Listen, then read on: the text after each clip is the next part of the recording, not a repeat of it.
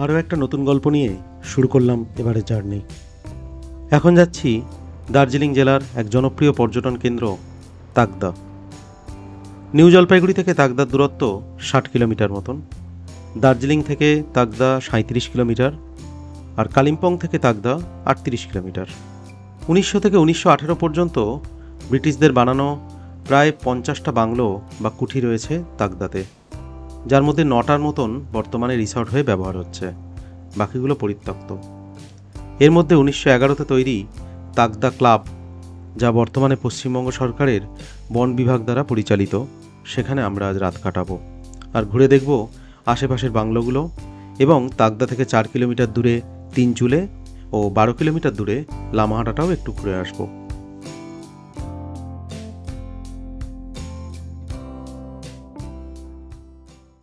শুরু হয়ে গেছে। আমরা এখন এসেছি একটু ব্রেকফাস্ট করতে। তো নিরঞ্জনদা, এখানে কি ভাইবে খেতে এসেছি আমরা ব্রেকফাস্টটা? বড়বাবুরা কি খাওয়ায়?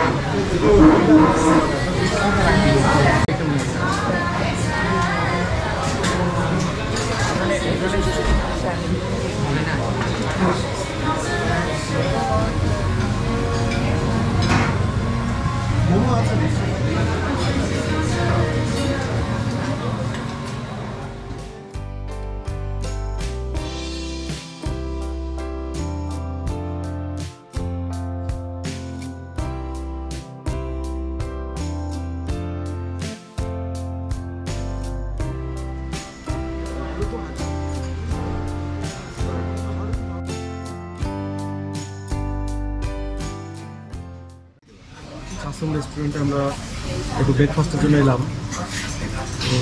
অনেক রকম আইটেমই নেওয়া হয়েছে, চিকেন মোমো, ভেজ মোমো, এটা কি আছে, স্যান্ডউইচও নেওয়া হয়েছে, মিষ্টিরও ব্যাপার সেটা রয়েছে। ভালো দেখে একটু খাওয়া যায়।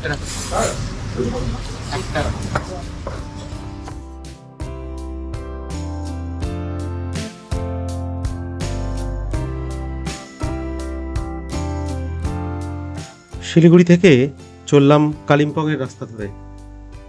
কালীঝোড়া, অর্থাৎ যেখান থেকে কদিন আগে গিয়েছিলাম লাটপাঞ্চার, সেই জায়গাটা এখানে দেখালাম। এরপরে আছে বিরিকধারা, যেটা দিয়ে আমি আবার নেমেছিলাম, বিরিক ফরেস্ট। এরপরে আরও খানিকটা এগিয়ে গেলে তিস্তা লোয়ার ড্যাম, যেখানে হাইড্রো ইলেকট্রিক প্রজেক্ট আছে, সেটা পার করেই বাঁদিকে তিস্তা ভ্যালি ধরে এবং তিস্তা ভ্যালি টি গার্ডেন দিয়ে আমরা এখন এগোচ্ছি। একটু পরেই পৌঁছে যাব আমরা তাকদা।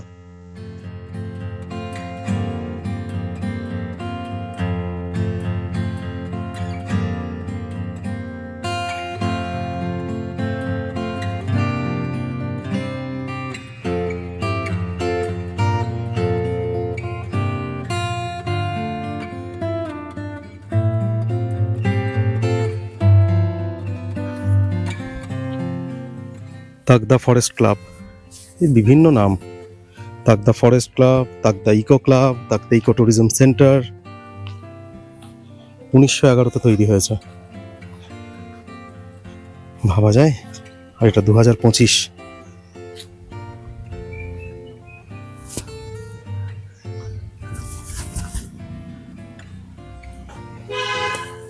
উপরে লেখা রয়েছে তাকদা ক্লাব 1911। আর ঠিক এর 100 বছর পরে,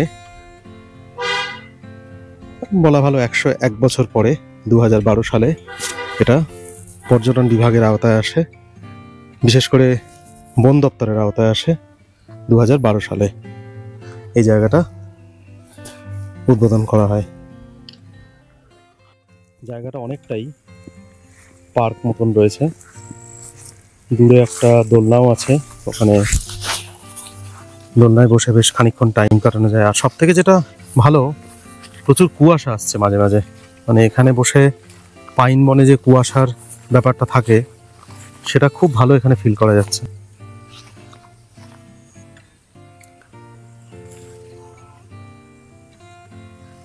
এবং ঠিক ক্লাবের দিকে মুখ করে এখানে একটা বসার ব্যবস্থাও রয়েছে। লেপচা ভাষায় তাকদা বা তুগদা এর অর্থ হলো কুয়াশা। তাই বছরের বেশিরভাগ সময় যদি এখানে কুয়াশা থাকে তাহলে অবাক হওয়ার কিছু নেই। এটা এমন জায়গা, এখানে কাঞ্চনজঙ্ঘা না দেখতে পেলেও কোনো মন খারাপ করবে না। মায়াবী পরিবেশ। এই রাস্তাটা নিচের দিকে চলে যাচ্ছে। এই রাস্তাটা ধরে বেশি সেরকম কিছু নেই, সামনে বাউন্ডারি। তবে এর পাশ থেকে যে রাস্তাটা চলে যাচ্ছে এইটা দিয়ে খানিকটা এগোনো যায়। এটাও বিশেষ এগোবে না, এটা ওই দোলনার কাছে গিয়েই থেমে যাবে। প্রচুর ফুল আছে এখানে।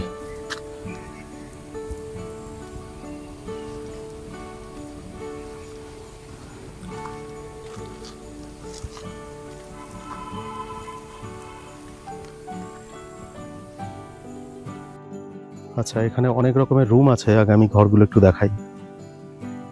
এটা হলো ডিলাক্স রুম, একদম প্রথমে।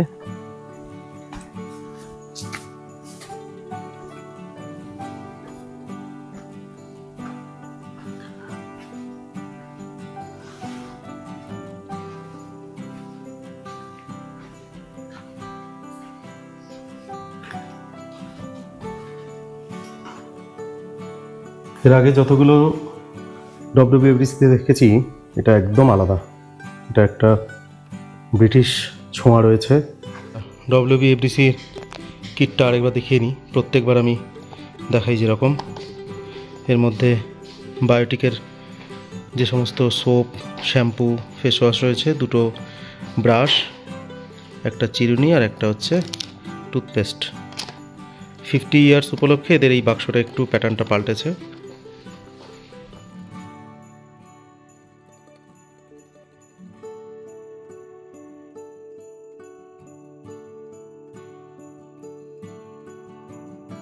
এটা হলো প্রিমিয়াম রুম।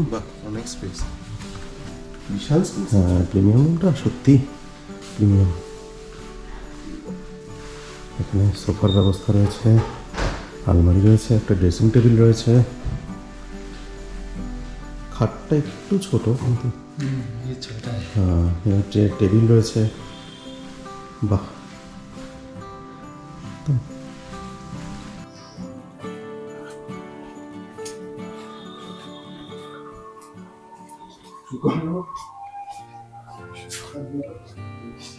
এগুলো আগে নাম আলাদা আলাদা ছিল। ওসমাস্টন রিট্রিট।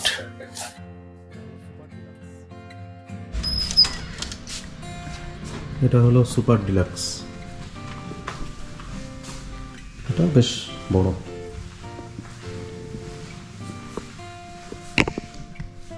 উপরে ঝুলন আছে, খাটটা একটু বড়।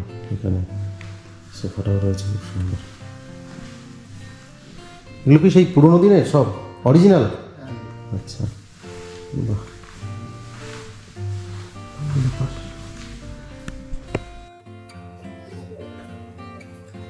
এটাও সুপার ডিলাক্স।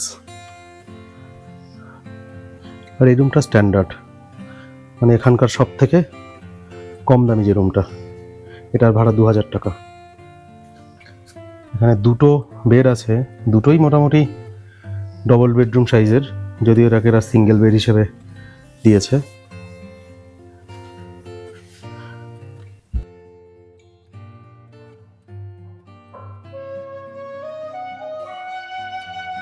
বাংলোর বিভিন্ন ঘর দেখতে দেখতে হঠাৎ কানে ভেসে এলো বাঁশির আওয়াজ।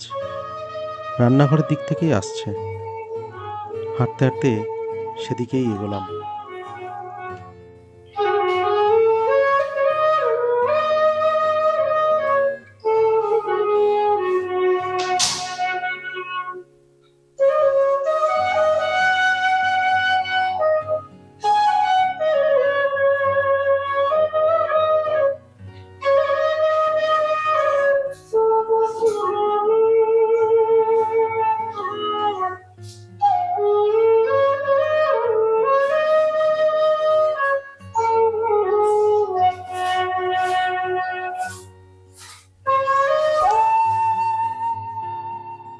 टाइम पास के लिए कर रहे हैं? अच्छा, बहुत अच्छा है, ठीक है भाई बहुत अच्छा। अभी ससुराल गए मतलब आफ्टर टिफिन आएगा। ये उसका है? वॉइस इतना अच्छा है। अच्छा, उसके लिए वो ये उसका है? जी। আচ্ছা আচ্ছা। ইনি এখানকার একজন কেয়ারটেকার এবং এনার সাথে আরও একজন আছে। এরা একজন গান করেন আর একজন বাঁশি বাজান। যখন একদম ফ্রি সময়, লোকজন থাকে না, অফ সিজন, তখন এরা এইভাবেই নিজেদের সময় কাটিয়ে দেন। इसीलिए इधर आए। बहुत अच्छा, ठीक है, बाद में मिलते हैं। ओके। শিশুর এখনো শোনা যাচ্ছে, পুরো বাংলাটা এখন ফাঁকা। এই কারণে ক্লাস কমিয়ে বসে বসে বাঁশি বাজাচ্ছে।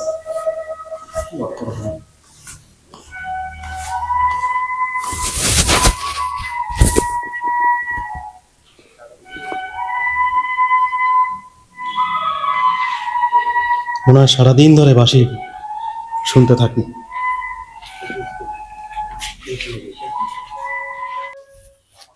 ওপরে এখনো একটা ঝাড়বাতি রয়েছে, এটাও বেশ পুরনো। এখানে একটা মেন্টাল পিস রয়েছে।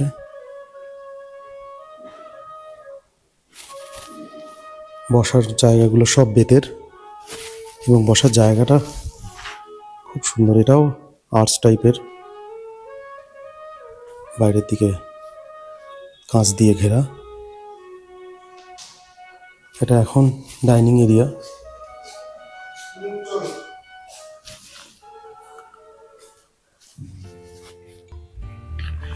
তাছাড়া ফরেস্ট ক্লাব থেকে আমরা বেরিয়ে আরেকটু উপরের দিকে হাঁটতে যাচ্ছি।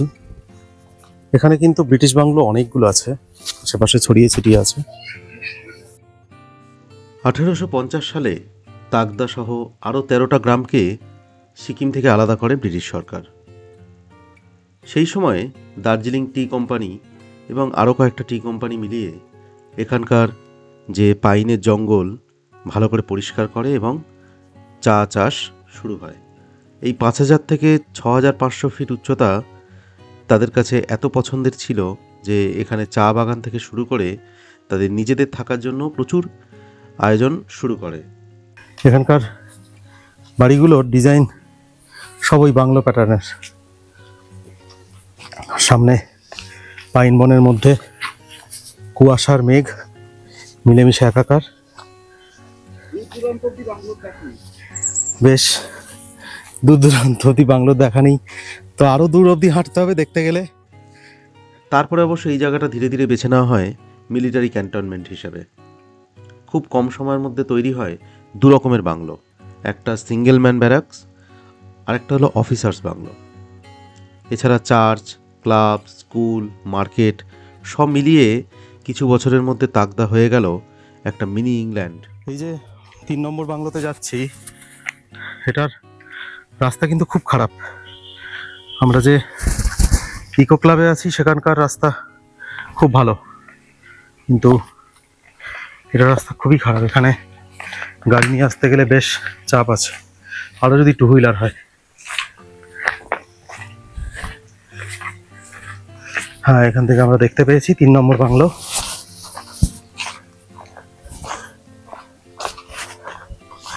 আমরা যেটাই উঠেছি ওটা 10 নম্বর।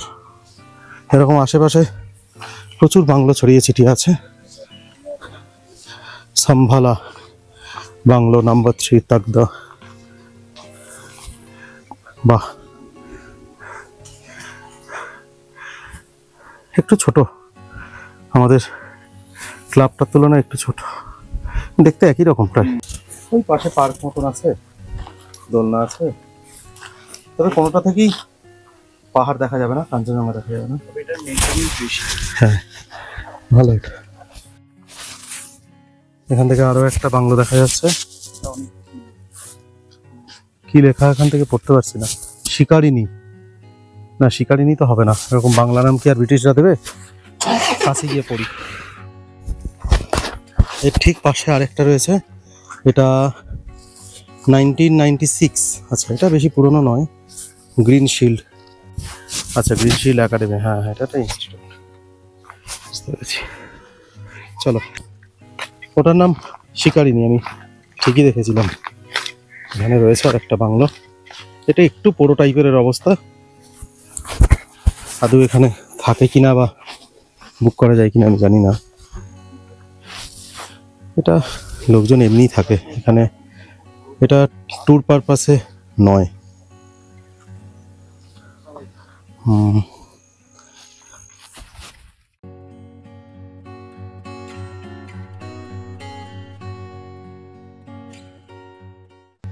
লাঞ্চের মেনু পাহাড়ে মোটামুটি সব জায়গায় একই হয়, গরম ভাত, ডিমের ঝোল, ডাল, সবজি, এই সব দিয়ে খাওয়া দাওয়া সেরে আমরা এখন বেরোলাম।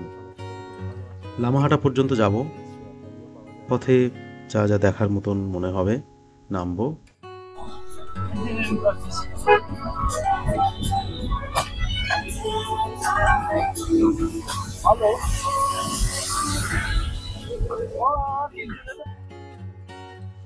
তিন চুলে, যার অর্থ তিনটে পাহাড়ের চূড়া। যদিও মেঘের কারণে এই মুহূর্তে একটা চূড়াও চোখে পড়ছে না। ড্রাইভারের কথা মতো এখানে আর দাঁড়ালাম না, আমরা এগিয়ে চললাম আরেকটা ভিউ পয়েন্ট গুম্বাদারার দিকে।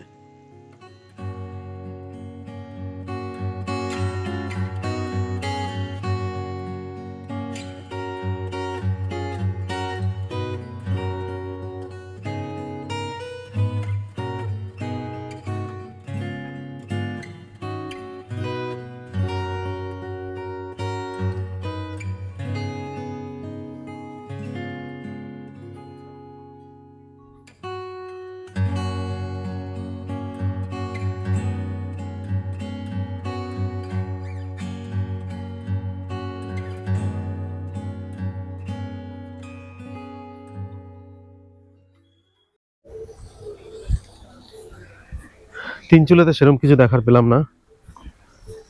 আগে দেখা যেত ভিউ পয়েন্ট ছিল, এখন সেটাও আর নেই। এখন এলাম গুম্বাদারা ভিউ পয়েন্ট। জায়গাটা বেশ ভালো লাগছে, ফাঁকা ফাঁকা। দেখি এখান থেকে উপরের দিকে উঠে কিরকম ভিউ পাওয়া যায়।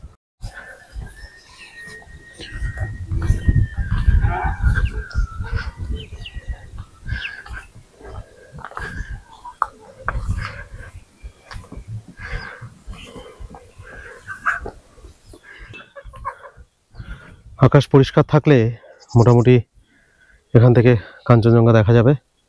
ঠান্ডাটা বেশ আছে এখানে। এগোই আর একটু উপরে গিয়ে দেখি। আর দেখা যাচ্ছে না বটে, তবে নিচে একটা জিনিস খুব ভালো দেখা যাচ্ছে, এই পেঁচানো রাস্তাটা, সিল্ক রুটের মতো রাস্তা। অতটা নয় যদিও, তাও খারাপ লাগছে না।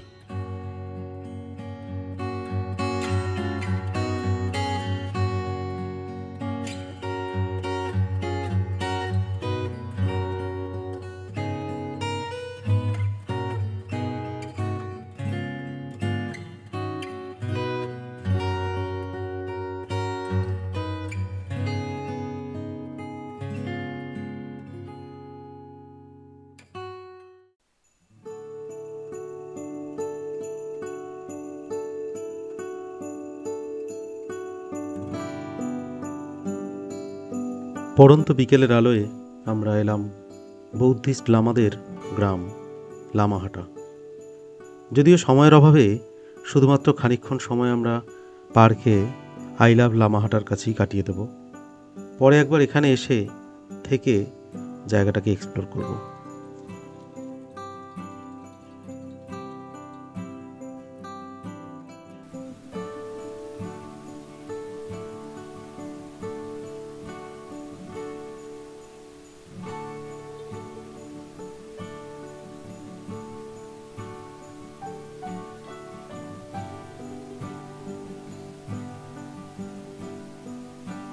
এই পাইনের জঙ্গল মনে করিয়ে দেয় লেপচা জগৎকে।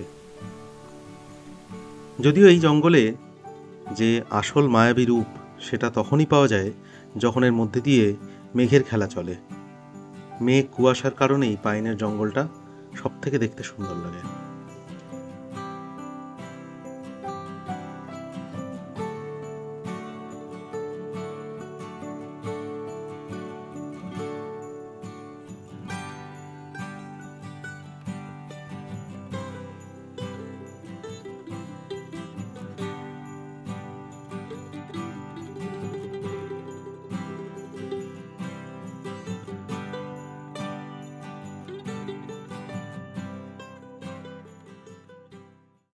পাথরের ফলকে 30 জনের নাম লেখা রয়েছে, যারা মাফিয়া বা বাঘ, হাতি এদের দ্বারা নিহত হয়েছে। এখানে সাল লেখা আছে আর কি কারণে মারা গেছে সেগুলো লেখা আছে। আরে এই যে এইটা আমাকে সিনটা দেখাইছিল, একটা হচ্ছে এটা ধরবা, এইটা হচ্ছে নড়বে, এতটা পিছনে না না সেটা তো কাছে ধরো তুমি, ইয়ে এরকম এটা এটা থাকবে এখানে, এইটা দিয়ে নড়াচড়া করবে, যে এটা দিয়ে নড়াচড়া। হ্যাঁ তো চেষ্টা করো। কি বলনি তো চা বললাম তো। ও হ্যাঁ, তো মুখের দ্বারা গেলে তো সবাই ধরতে পারে, আমি তো এইখান থেকে ধরলাম। দেখো দিদি অনেক প্লেট মোমো দিকে, এই যে এই যে এই এই তো হয়ে গেল। ও পারে তো কি এই তো তখন হয়েছে। এখন সন্ধ্যে 6টা বাজে, 6:20 মতন। চারদিকে শুধু ঝিঁঝির ডাক, নিস্তব্ধ। এখানকার মেন গেট বন্ধ করে দিয়েছে, সাইডে একটা ছোট গেট আছে, এটা দিয়ে ঢুকতে হবে।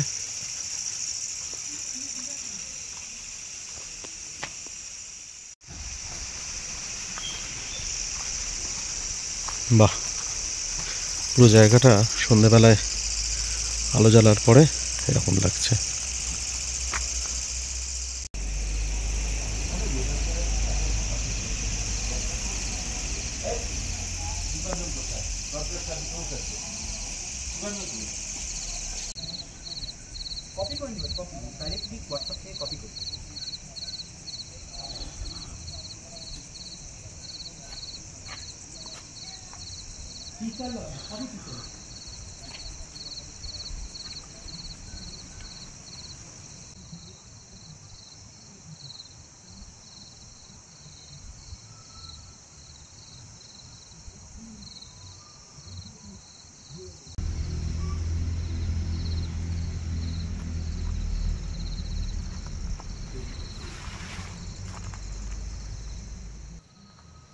চারদিক শুনশান, পুরো ব্রিটিশ বাংলো জুড়ে আমরা এই 4 জন আছি। সন্ধ্যের পরে আপাতত এখন কিছু কাজ নেই সেরকম, কিন্তু একজন কাজে ভীষণভাবে মগ্ন হয়ে রয়েছে। কি কাজ হচ্ছে স্যার? পরীক্ষার খাতা চেক। কি সর্বনাশ, আর করা যাবে, এইখানে খাতার বান্ডিল রয়েছে। হোক, বেশ। আপনি কি করছেন স্যার? টেনশনে, খুবই টেনশনে, ভীষণ টেনশন না? নেটওয়ার্ক পাচ্ছি না, কাজ দিয়ে রেখেছে। আচ্ছা, আপনার কি খবর স্যার? টেনশনে একটু ওভার ইটিং করছি। কোশ্চেন পেপার বানাতে হবে। আবার সেই কোশ্চেন পেপার, সবাই শুধু কোশ্চেন কোশ্চেন কোশ্চেন। আর এখানে যে এই পরিমাণ খাবার দিয়ে গেছে, এগুলো খাবেটাকে? আচ্ছা, আরেকটা অনিয়ন আগে কাজ পরে খাওয়া। আচ্ছা ঠিক আছে। অনিয়ন্স আসবে আবার। এখন রাত প্রায় 10:30 বাজে। আমরা রিকোয়েস্ট করলাম যে আমরা এখন খাবো না, তো সেই জন্য খাবারটা রাখা আছে। অনেক গল্প আড্ডা, বহুদিন পর একসাথে সবাই হয়েছি, তো বসে বসে গল্প করছিলাম। বাইরে বেশ ঠান্ডা পড়েছে, প্রায় টেম্পারেচার তো যা দেখাচ্ছে 14-15 ডিগ্রি সেন্টিগ্রেড। এখন আমরা খেতে যাচ্ছি, জানি না খাবারটা হয়তো একটু ঠান্ডাও হয়ে গিয়েছে, তো হোক, আর কি করা যাবে। বারবার তো আর ব্রিটিশ বাংলায় আসার সুযোগ বা সময় হবে না।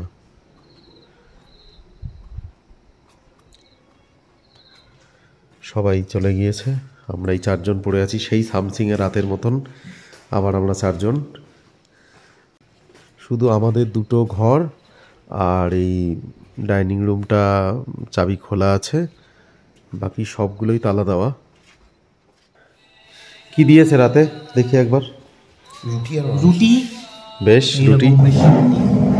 আচ্ছা, আমাদের জন্য এক পনির স্যালাড, বটে। স্যালাডে হচ্ছে লেবু, লঙ্কা, পেঁয়াজ কষা, আর এখানে আমাদের আলু সহ মাংস। মাংস তো মাংস কষা কষা মাংস, বেশ। ঝোল কম। এটা দেখো এখন বানাচ্ছে, দেখো না স্ট্রাকচারটা, এদিকে দেখো, এই সুন্দর বানায় এরা। এই যে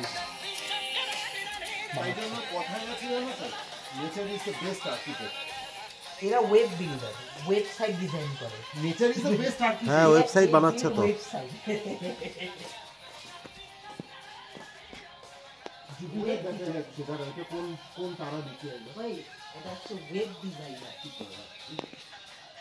তাহলে এই ঘরে শোবো বসটা ওখানে লোক আছে। হ্যাঁ আকাশে বেশ পরিষ্কার চাঁদ দেখা যাচ্ছে। পাইন গাছের উপরে সুন্দর। যেটা চাঁদের পাশে চাঁদের পাশে পাইন গাছের উপরে ওটা বৃহস্পতি। না ইট ইজ অ্যাকচুয়ালি স্টার দেখ দপদপ করছে স্টারটার নাম কাপেলা কাপেলা, আচ্ছা আচ্ছা।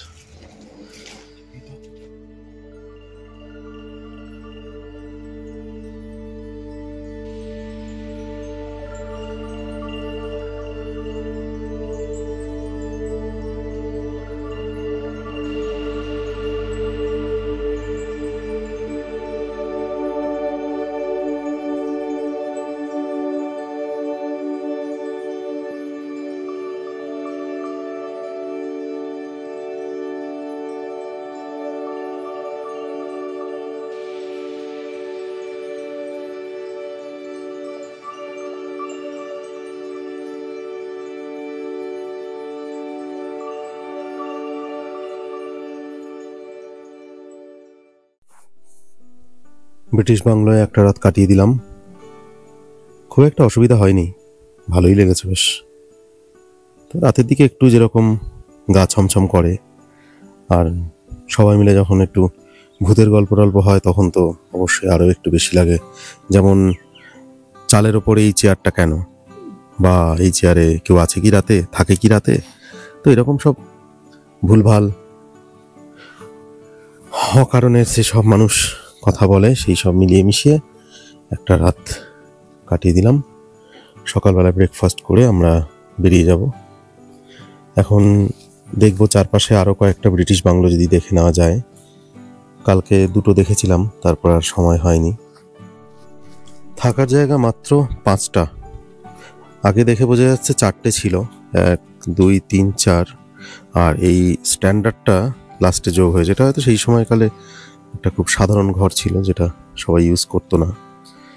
এই 4টে ঘর সবকটাই পূর্ব দিকে মুখ। সকালবেলা আজ ওয়েদার খুব ভালো, আর প্রত্যেকটা ঘরে কাঁচের জানলা দিয়ে ভিতরে সূর্যের আলো ঢুকছে। রাস্তার পাশে হঠাৎ একটা ঝর্ণা দেখতে পেলাম, খুব সুন্দর। ধাপ ধাপ করা সিঁড়ি দিয়ে দিয়ে জলটা নামছে, জলের বেশ গতি আছে। বর্ষার পরে এলে এটাই ভালো, সব ঝর্ণাগুলোতে সে যতই ছোট ছোট হোক তাতে বেশ জল থাকে। ঝর্ণা দেখতে পাচ্ছি সকালবেলায়,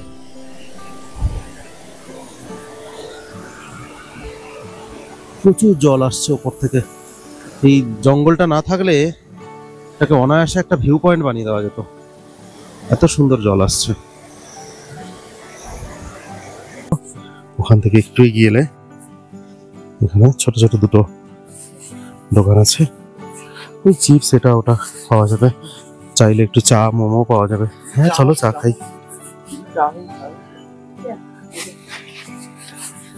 এছাড়া কিন্তু আর আশেপাশে কোনো দোকান নেই। তাকদা থেকে ঘুরে এই ডান দিকে রাস্তাটা চলে গেলে 3 চুলে লামাহাটা, আর এই বাঁদিকে যে রাস্তাটা যাচ্ছে উপর দিকে, এটা দিয়ে গেলে দার্জিলিং চলে যাওয়া যাবে, ওই 1-1.5 ঘন্টার রাস্তা। আবার এই 3 চুলে লামাহাটা যেটা কালকে আমরা গেলাম, ওটা দিয়েও আবার ঘুরে ঘুরে দার্জিলিংয়ের দিকে চলে যাওয়া যাবে। একটা বাংলোর এখানে ডিরেকশন দেওয়া রয়েছে, পাইন ভিউ হেরিটেজ বাংলো, 11 নম্বর, 1912 সালে তৈরি হয়েছে। যাই একটু হাঁটতে হাঁটতে দেখি। রাস্তা একেবারেই ভালো নয়, হেবড়ো খেবড়ো পাথুরের রাস্তা।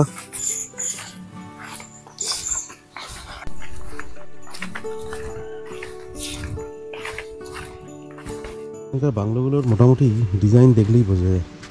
সামনে একটু বেরিয়ে আসা কাঁচের জানলা দেওয়া ঘর, দেয়ালের ইটের ডিজাইন, ওপরে ধোঁয়া বেরোনোর চুল্লির জায়গা, সবগুলোই বলে দেয় যে এগুলো সেই সময়ের।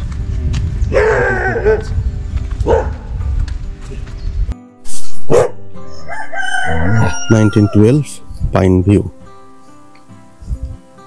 ভালো, সবগুলোই ভালো। আসলে প্রথমবার যদি তাকদা আসে সেক্ষেত্রে অবশ্যই তাকদা ক্লাব, তারপরে যদি কেউ আসে আরও একবার দুবার তিনবার তখন অন্যান্য বাংলোগুলো একবার করে থেকে দেখতেই পারে। তবে এটা চারপাশে পুরো জঙ্গল, জঙ্গলে থাকার স্বাদ নিতে গেলে এইসব জায়গায় থাকা খুব ভালো। মেন রাস্তার একদম আরেকটা দেখতে পেলাম 9 নম্বর হেরিটেজ বাংলো, রোজ ভিলা, তাকদা ক্যান্টনমেন্ট। এখানে রাস্তা দিয়ে উপরে উঠে যেতে হবে। দেখে আসি 9 নম্বর বাংলোটা।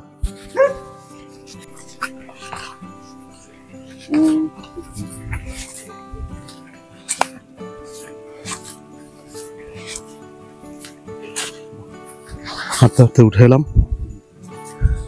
রোজ ভিলা, 1912-তে তৈরি হয়েছে। এটা বেশ ভালো, সামনে অনেকটা জায়গা রয়েছে। হ্যাঁ, কিন্তু এর ঘরগুলো সম্ভবত পূর্ব দিক মুখ নয়, সাইডে। এটাও পূর্ব দিক বলা যায়। আর এখানে বসার জায়গাটা খুব সুন্দর, জায়গাটা ভীষণ ভালো। রোজ ভিলা যে 9 নম্বর হেরিটেজ বাংলো, তার ঠিক উল্টো দিকে, রাস্তার উল্টো দিকে আরেকটা সিঁড়ি উপরে উঠে যাচ্ছে। এটা একটা বাংলোর রাস্তা। এটা সম্ভবত লোকজন থাকে না, সেই কারণে এটার কোনো নিচে কোনো লেখাও নেই কিছু, আর কিছু ফোন নাম্বারও দেওয়া নেই। বাহ, দেখতে তো বেশ চমৎকার। এখানে এমনি লোকজন থাকে বোঝা যাচ্ছে। এটা প্রাইভেট প্রপার্টি, ঠিক আছে, বোঝা গিয়েছে। চলো আর একটু এগোতে 12 নম্বর বাংলো চোখে পড়লো, মানে বাংলোর ডিরেকশন চোখে পড়লো। তলায় ফোন নাম্বারও দেওয়া আছে। যাই এবার 12 নম্বর বাংলোটা একটু দেখে আসি। এখানে যা ছবি দিয়েছে এখানে দেখে তো বেশ ভালোই লাগছে। Takdah heritage colonial bungalow number 12। ও চারপাশে পুরো জঙ্গল। এই তো গেট দেখতে পেয়ে গেছি। হ্যাঁ, জায়গাটা বেশ ভালো, জায়গাটা বেশ ভালো।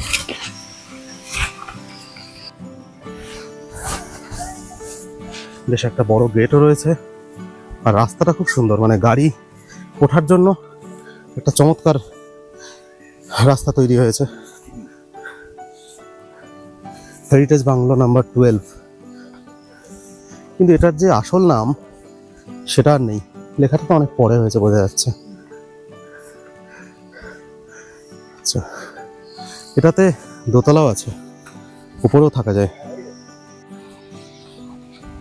বাহ, দারুণ ব্যাপার।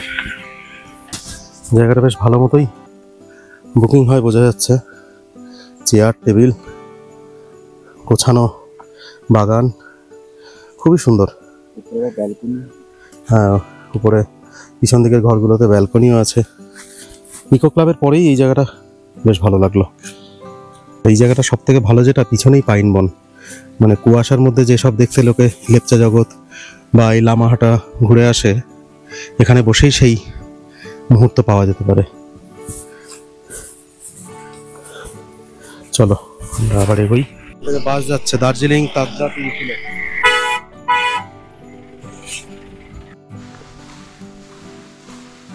সকালবেলায় কি দিয়েছে আমাদেরকে?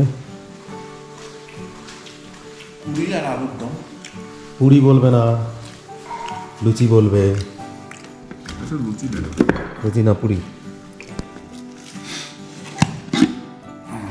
না না, এগুলো লুচি, খুব সুন্দর ফুলকো লুচি। ঠিক আছে, আলুর দমটা ভালো। ওই সেই সামথিংয়ে সকালবেলা যেরকম দিয়েছিল সেরকম টাইপের, ভালোবাস। ব্রেকফাস্টের পর আরেকবার বেরোলাম অর্কিড হাউস দেখতে। এটা সকাল 9টায় খোলে। এরপরেই আমরা চেক আউট করে তাকদাকে বিদায় জানিয়ে চলে যাব জলপাইগুড়ি। সিঙ্কোনা গাছের চাষ হতো, আর এই অর্কিডের জন্য সেই অর্কিডের একটা বড় বাগান পার্ক মতন রয়েছে, খুলে গিয়েছে। তো 20 টাকা করে টিকিট নিল ভেতরে ঢোকার জন্য। তোমরা বেশ ভালো দেখতে বেশ আমাদের নোংরাটাও পরিষ্কার। খুব সুন্দর একটা প্যাসেজের মধ্যে দিয়ে যাচ্ছে, নুড়ি বিছানো রাস্তা আর দুপাশে গাছগুলো একদম সিমেট্রি হয়ে রয়েছে।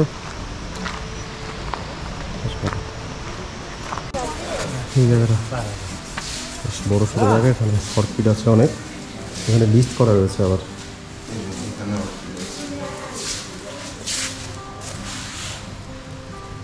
অনেকটা ড্রাগন ফ্রুটের নামও লেখা রয়েছে।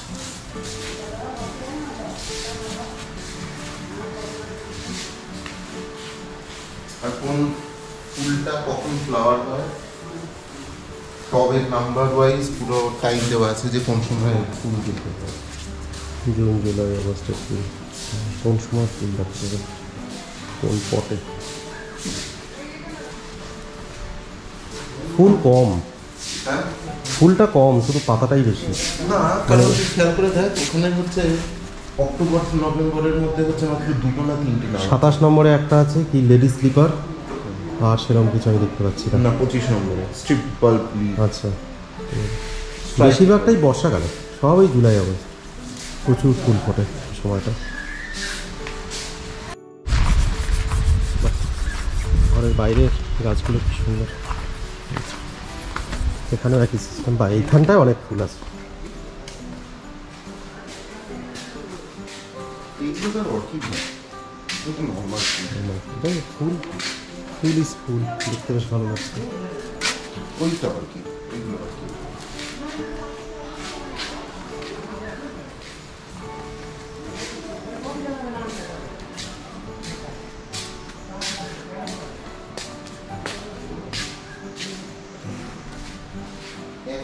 এখানে সব একই রকম লাগছে, দুটো সাইডে একই রকম লাগছে। এখান থেকে আরও খানিকটা গেলে ওইদিকে আরও দুটো একটা আছে বড় বড় গ্রিন হাউস করা রয়েছে।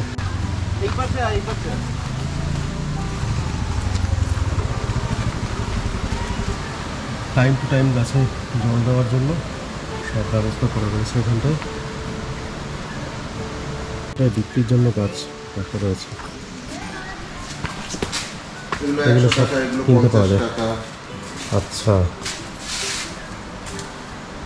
দাম লেখা রয়েছে সব, টপ সমেত গাছ। এগুলো শুধু গাছ, এগুলো টপ সমেত।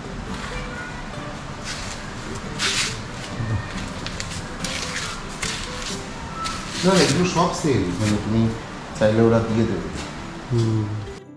পিছন দিকটা ছিল অর্কিড হাউস, আর সামনের এই পোর্শনটা হার্বাল গার্ডেন।